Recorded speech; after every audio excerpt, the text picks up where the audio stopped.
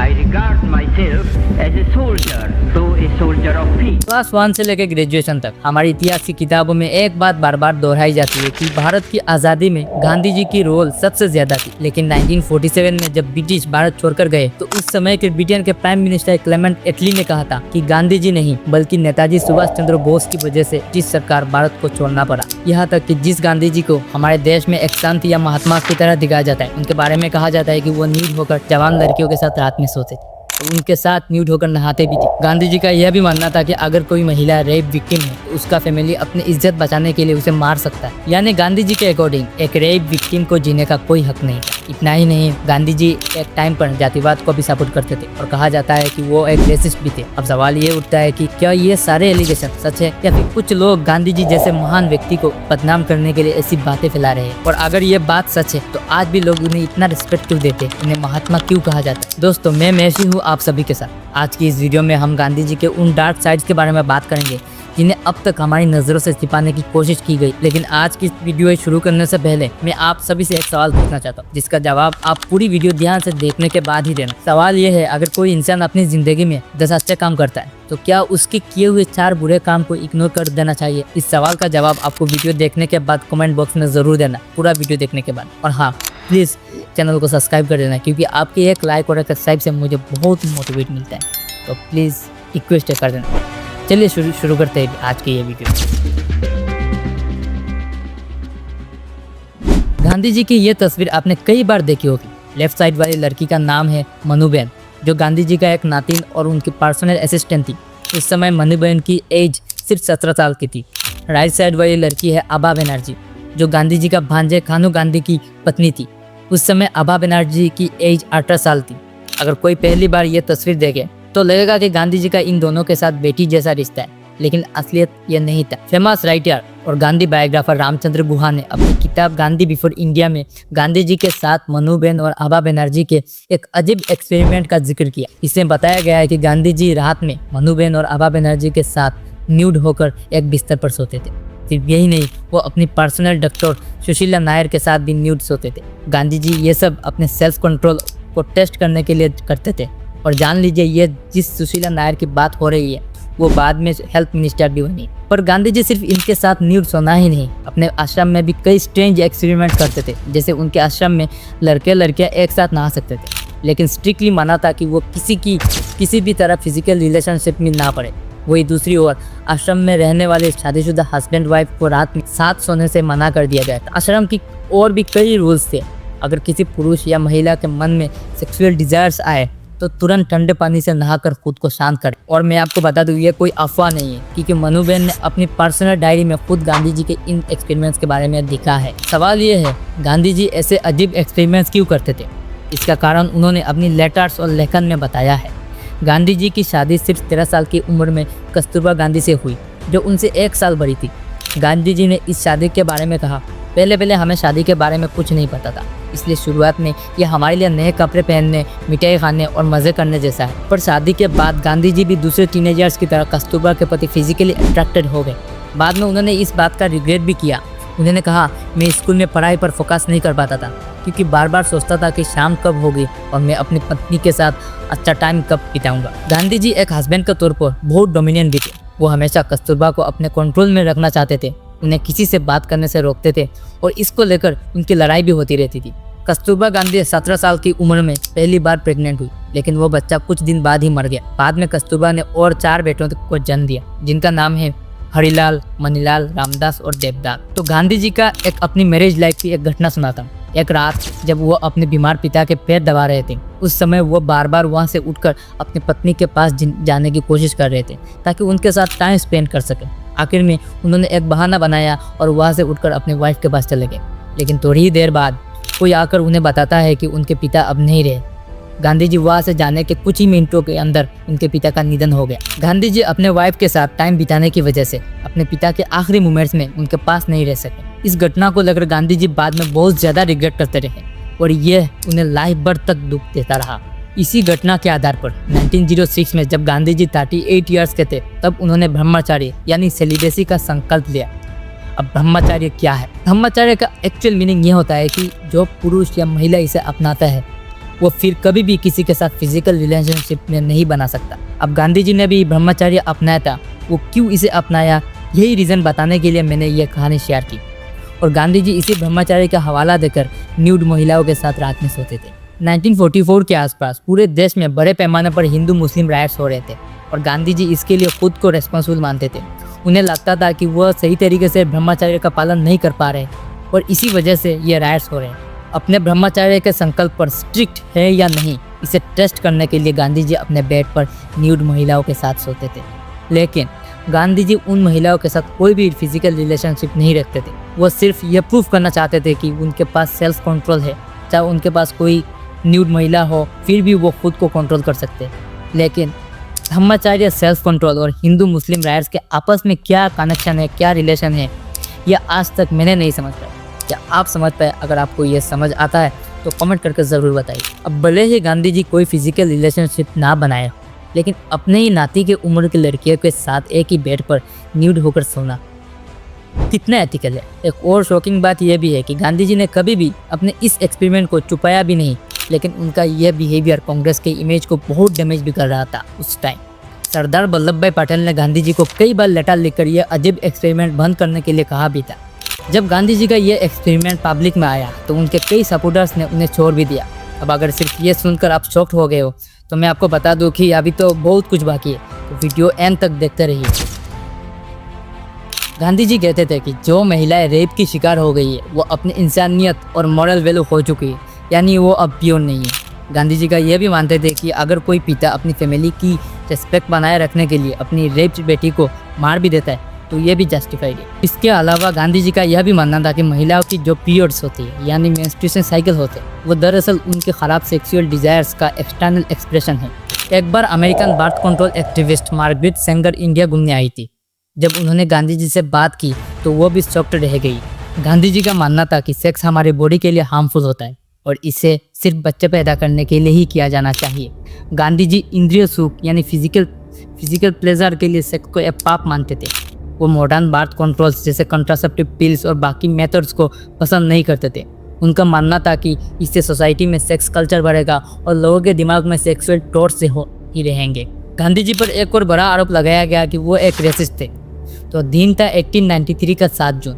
South Africa में रहते हुए गांधी जी ने दुर्बान से प्रिटोरिया जाने के लिए ट्रेन की फर्स्ट क्लास टिकट बुक की थी। लेकिन गांधी जी का स्किन कलर डार्क होने की वजह से उस ट्रेन के एक कर्मचारी ने गांधी जी को थर्ड क्लास में जाकर बैठने के लिए कहा। गांधी जी वहाँ जाना नहीं चाहते थे तो उस कर्मचारी ने उन्हें ज़बरदस्ती ट्रेन से बाहर निकाल दिया और इसका सिर्फ एक ही कारण था, गांधी जी का स्किन कलर। ब्रिटिश लोग जो गोरे थे केवल वही फर्स्ट क्लास में सफ़र कर सकते थे।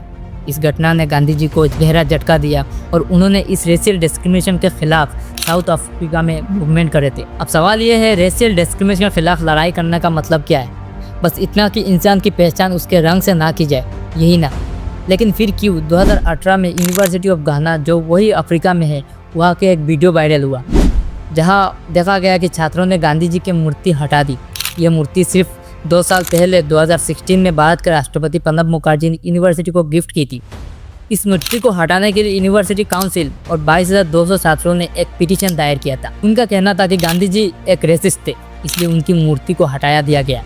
अब सवाल ये उठता है कि गांधी जी ने अफ्रीका में रेशियल डिस्क्रिमिनेशन के खिलाफ इतनी बड़ी लड़ाई लड़ी, तो फिर वही काले स्किन के लोग यानी अफ्रीकी लोग गांधी जी के साथ इतना सेल्फिश बिहेवियर कैसे कर सकते हैं? गांधी जी के योगदान को वो कैसे भूल सकते हैं? और यहीं पर असली सच छुपी है।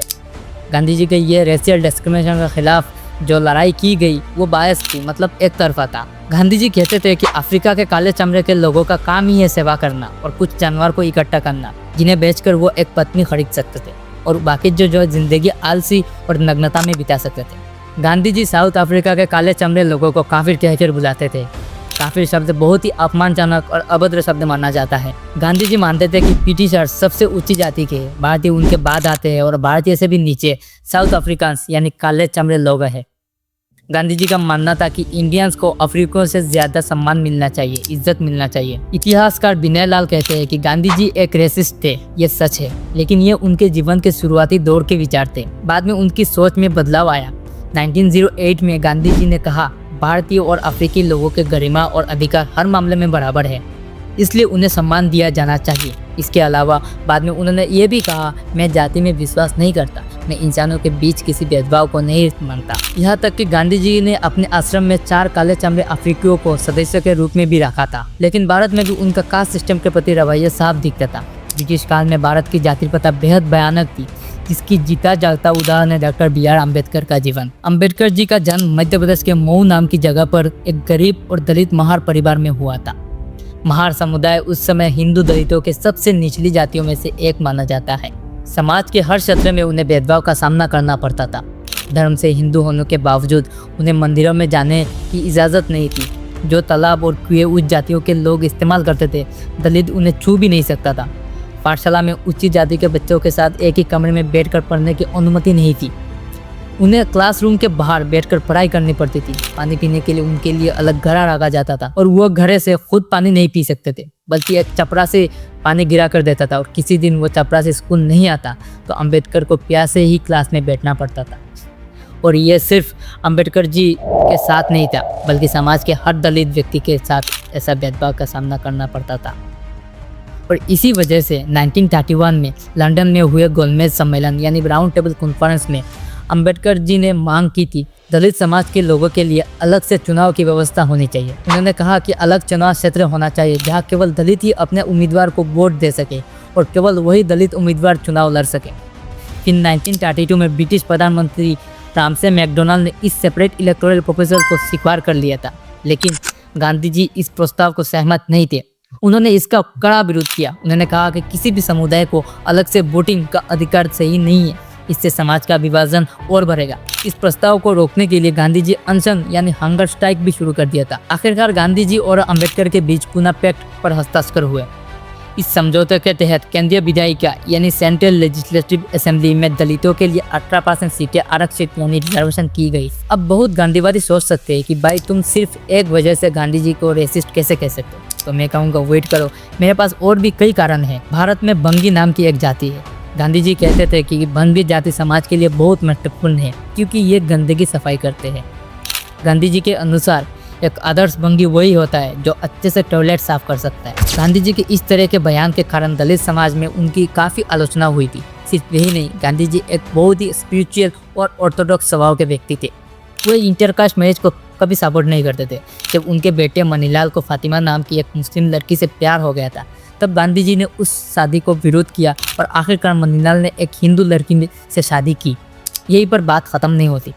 गांधी जी के एक दूसरे बेटे देवदास को लक्ष्मी नाम की एक नीची जाति की लड़की से प्यार हो गया। वहाँ भी गांधी जी की सहमति नहीं था।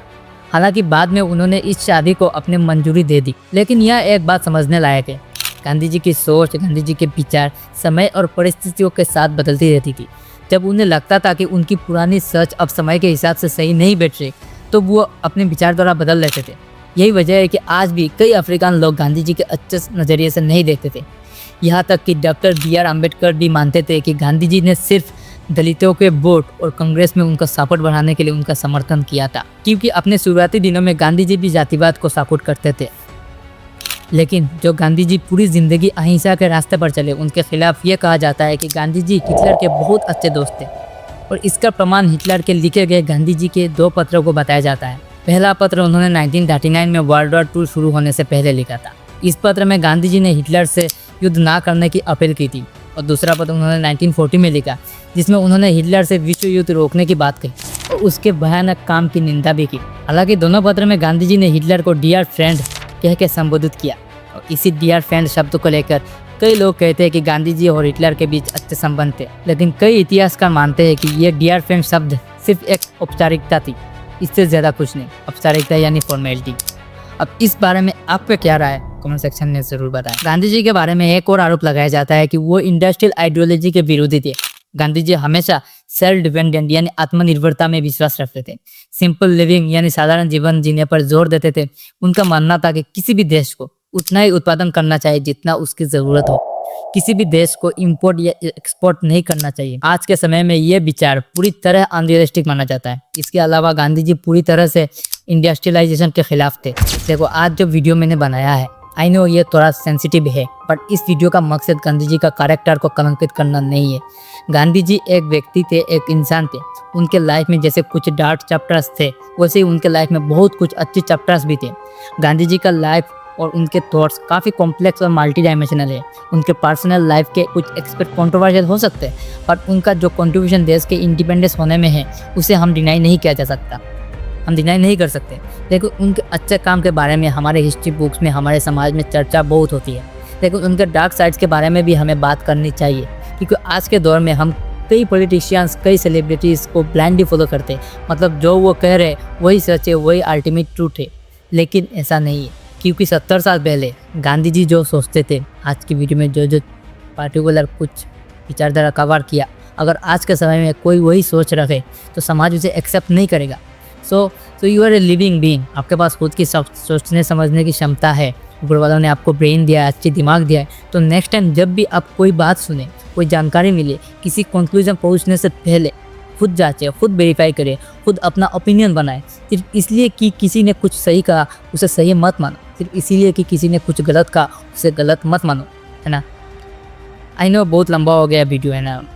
तो ख़त्म करते हैं। यही था आज की इस वीडियो में। थोड़ा भी कुछ इन्फॉर्मेटिव लगा, थोड़ा भी कुछ अच्छा लगा, है ना, सीखने को मिला, कुछ नया सीखने को मिला, तो प्लीज़ एक लाइक कर देना, एक सब्सक्राइब कर देना, और मन करे तो शेयर कर देना, और सब्सक्राइब करना तो ना भूलें, है ना, क्योंकि आपकी एक सब्सक्राइब से मुझे बहुत हिम्मत मिलती है, मोटिवेट मिलता है। तो ठीक है, मिलते हैं नेक्स्ट किसी इंटरेस्टिंग टॉपिक के साथ, नेक्स्ट किसी वीडियो में। तब तक के लिए टेक केयर, जय हिंद, बाय।